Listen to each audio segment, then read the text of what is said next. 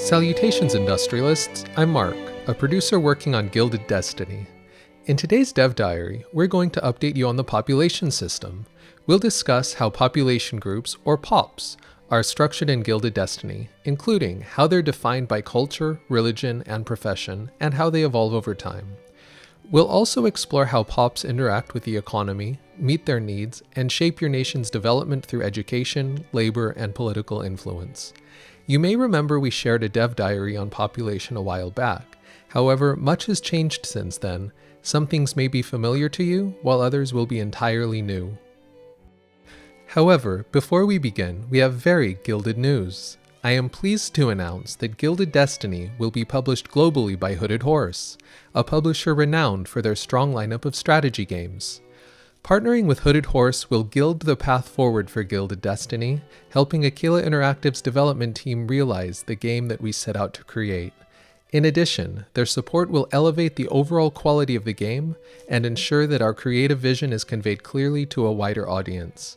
This partnership will allow Aquila Interactive to remain focused on delivering the deep, immersive, and ambitious gameplay we have always envisioned, while reaching ever more players and industrialists across the globe. Also, we have another piece of Gilded news.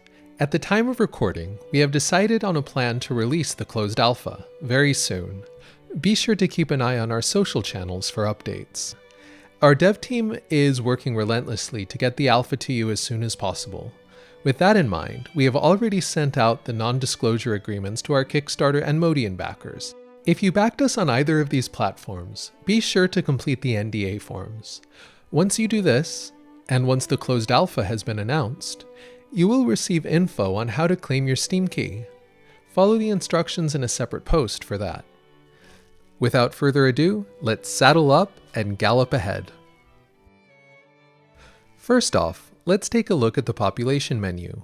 Please keep in mind that this is a version of our internal pre-alpha build, and the UI still requires a bit of cleaning up. We also anticipate a few minor changes as we add and integrate new systems into the population menu. The panel on the left allows you to select what you're looking at, either your country as a whole, as an aggregate of all of your provinces, or each province individually. What you've selected here will determine what's displayed in the panel on the right. This graph here presents you with an overview of the composition of your population, with different tabs for things like culture, religion, workforce, and so on. You can therefore track how your population has been developing in your country or in a certain province. Down here, you have your POPs. The green bar here allows you to filter your POPs based on profession, culture, and religion, or sort them based on the population size, happiness, needs, savings, growth, or literacy rate. You can also select an individual POP to get more details about it. However, to explain this window properly, we're going to need to explain a bit more about what we mean by POPs. POPs are not units of population. Instead, they are sectors or portions of the population, each with a specific configuration of culture, religion, and profession that is unique to the province in which they're located. For example, here in Brandenburg, you can see that we have several POPs belonging to the smallholders profession, but these POPs all differ on the basis of their culture and/or religion. This obviously means that POPs have different sizes. Since some groups are larger than others, as you'd expect in Brandenburg, the dominant POP is North German and Protestant, and you can see the total here. However, not all of the POP is actively working. Whether women and children are part of the workforce is largely dependent on the country's laws, although culture and religion also may come into play. The workforce ratio is therefore used to calculate what percentage of the POP can actually fill the job positions created by buildings and military regiments. Different professions also have different workforce ratios to reflect the reality of the job during the time period. Soldiers and officers, for instance, are typically all men over the age of 16, regardless of whether women and children are expected to work, so the workforce ratio for these professions tends to be smaller than others. As things stand, the game currently contains 11 professions, which are divided into lower, middle, and upper classes. In the lower class, you have smallholders, laborers, factory workers, and soldiers. In the middle class, you have artisans, clerks, intellectuals, bureaucrats, and officers. And in the upper class, you have aristocrats and capitalists. Smallholders and laborers are largely rural professions. Smallholders are essentially peasants and subsistence farmers, working small plots of land with little to no machinery. They can generally eke out a living growing and harvesting natural resources, and can produce pretty much any raw goods, albeit at a very poor rate of production. For the most part, they receive less government oversight than your urban pops, and they're also less politically minded. Most of them will start the game politically unaligned. Since there aren't many limitations on becoming a smallholder, most pops will eventually demote to smallholders if the alternative is starving. Although they'll try out other professions first if they can. Next up, we have laborers, who work in any industry that requires manual labor, including mining, woodcutting, transport, and so on. They also work on plantations and mechanized farms. Factory workers, unsurprisingly, work in factories, which is to say, urban production buildings. This means that unlike laborers, they'll mostly be producing manufactured goods rather than raw goods. Soldiers and officers are required to form military units. Artisans produce most manufactured goods by hand. Think of them as the manufacturing equivalent of smallholders. Over the course of the game, many of them are likely to be made redundant by factories, and they'll have to promote or demote to other professions. Most buildings will require a complement of clerks to do the filing and bookkeeping and other bureaucratic tasks. Essentially, as you construct more buildings, you will need more clerks. Intellectuals are typically academic researchers, teachers, and members of the clergy. They produce more research points per person than other pops, so they're quite useful to have around. They're also needed to staff schools and research buildings. If you're interested in learning more about how research works in the game, check out our dev diary on technology. Bureaucrats are required to administer your country's bureaucracy, as you'd expect. We'll go into more detail on the subject of bureaucrats and bureaucratic efficiency in a future dev diary. For now, let's just say that you'll need bureaucrats if you want your country to run smoothly. Aristocrats are tied to nobility, typically owning most of the land, at least in the old world. They therefore take a cut of smallholder earnings, and they can invest in developing rural industries in order to get the most out of the aforementioned land they own. Finally, capitalists own the means of production. That is to say, that they own the buildings and take a cut of profits from those buildings.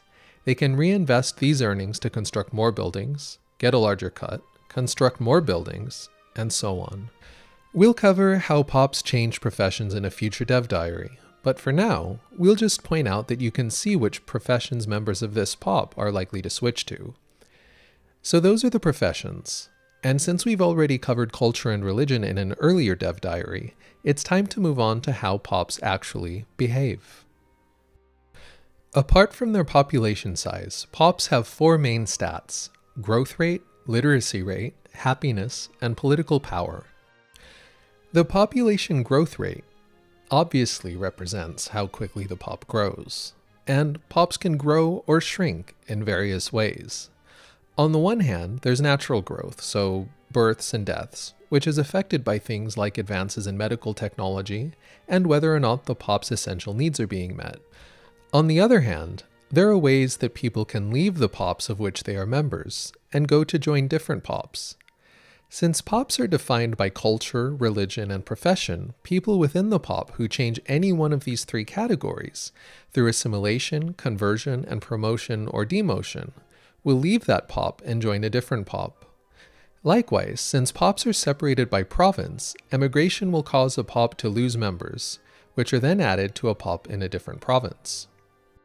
Next up, we have literacy rate, which represents the extent to which the pop has received a modern, scientific education. Obviously, in the real world, literacy as a concept covers much more than that, but in terms of the function this attribute serves in the game, this narrower definition is what matters when it comes to the modernization and industrialization of society. Without going into too much detail, again, this is something we'll need to cover in a future dev diary. Literacy rate is affected by a whole bunch of things, but needs satisfaction also plays a part here. The idea being that pops can devote more time and effort to education when they're comfortable. Happiness represents the extent to which the pop is generally content with their current living situation. It's affected by things like whether they're accepting of the current government, whether they are helped or hindered by certain laws, and whether their needs are currently being met. More on that shortly. Of course, all sorts of other modifiers can affect happiness as well, such as those from culture, religion, province edicts, events, and so on. Happiness itself mainly affects whether or not the pop is likely to increase unrest in the province, and too much unrest can eventually lead to rebellion, but we'll talk more about that in a future Dev Diary. Finally, political power represents the extent to which the pop has a political voice, which will affect support for policies and overall government support.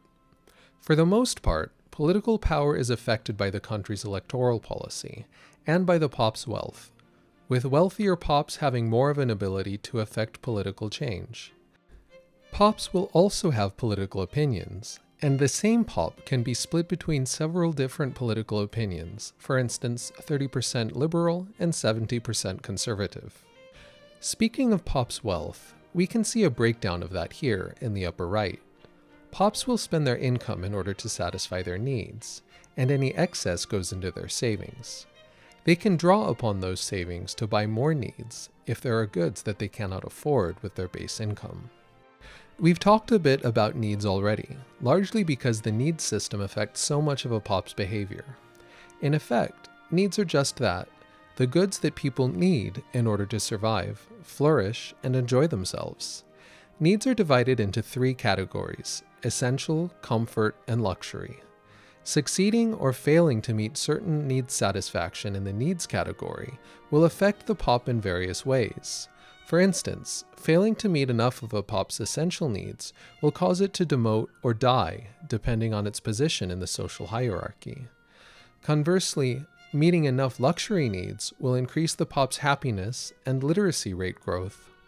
Whether a pop can meet its needs will be dependent on whether it can receive and afford the requisite goods. It's no use to the pop if the country's market contains abundant supplies of grain, if the price of grain is currently more than that pop makes in a week. Likewise, it's no use to the pop to have piles of cash if the country's market doesn't actually contain any grain, or if it's currently under a blockade and can't receive any imports from other provinces. The needs of pops are determined by several factors, but the main one is the pop's profession. Smallholders not only consume less goods of each type than other pops, but they also have far less variety in the goods that they consume. Aristocrats, however, consume a great deal more of everything, and have additional goods that are required to satisfy their essential, comfort, and luxury needs. Some needs are also added by certain technologies over the course of the game. The general idea being that people don't usually want things that they don't know exist. Desire for those goods will gradually spread to pops in other countries even if they haven't researched those technologies yet, so keeping your pops in blissful ignorance of cars and telephones won't be something you can do indefinitely. The quantity of needs can also be increased or decreased by things like culture and religion.